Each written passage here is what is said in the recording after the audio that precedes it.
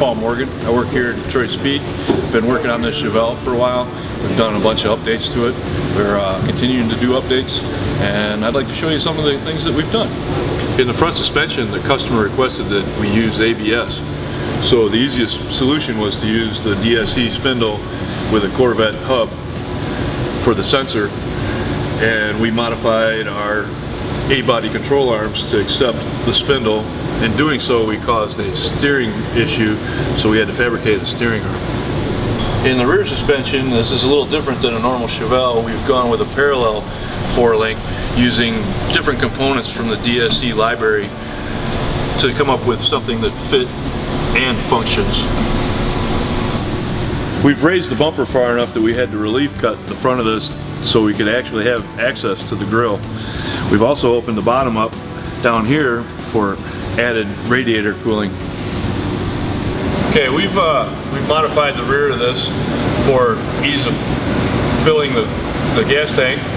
The vents are static cleanliness, and we've added the tips just for more of a modern look. On the inner tub, we've removed some of the stampings that were in the stock tub.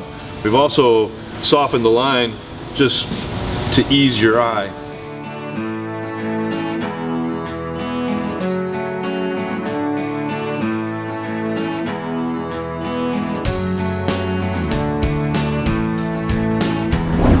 I'm Ellenbaum, Fabricator, Detroit Speed.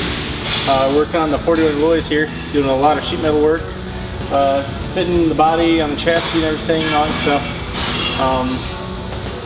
So far I've built a firewall for it, we got the motor fit, the transmission, everything's all fit. Built floor pans for it, trunk floor, body mounts, and yeah, that's about it. Just a lot of fabrication work right now. Okay, well, from the exterior, this car is pretty much going to look stock trim and everything, but you get more into it, you're going to see that it's got a lot of retro race car to it as well. We got a full roll cage, built floor pans, we got the trans tunnel and everything here. Heavy duty seat mounts with mounts for all the race harnesses and everything. The fuel tanks in the back seat area like a late model car. The firewall built over top of it, keeping the weight low and forward in the car. And then I guess we got some stuff going on in the trunk too, I'll show you.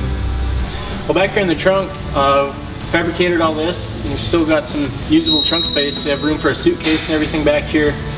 I built the exhaust first before I did this, so there's plenty of room, and then built the floor pan over that, so there's still clearance, everything. Got room for the up to the battery up here, that's all mounted.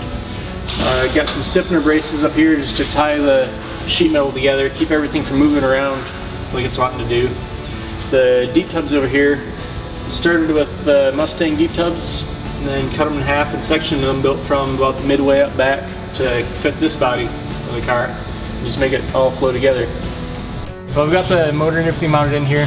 Ended up building a whole new firewall for the car. Tried to duplicate a lot of the original styling of it, the imprints, took original. Went ahead and sunk the tunnel back here quite a bit, get the motor back in the car.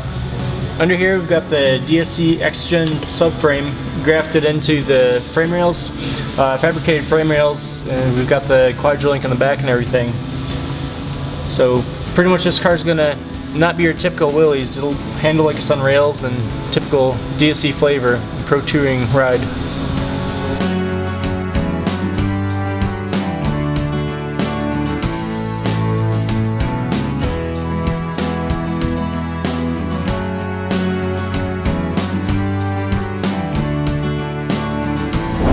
I'm Mark Macdonald with Detroit Speed, and tell you a little bit about the 69 Dodge Charger project we have.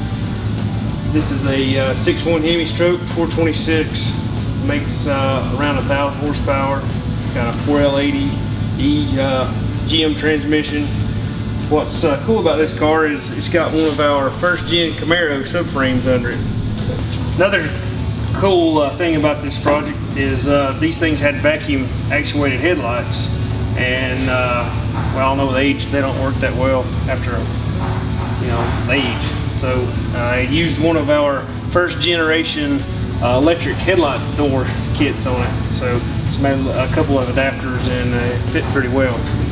And also we have on the front, these cars come with trim on the front. There's 7 pieces of trim. This is a one-piece billet machined aluminum trim for the grill opening.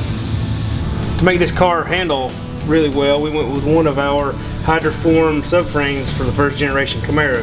To really clean the door up, we went with a custom-made door handle. The door is so wide towards the top, so it just kind of looked like it needed something there. Very smooth, very easy to push.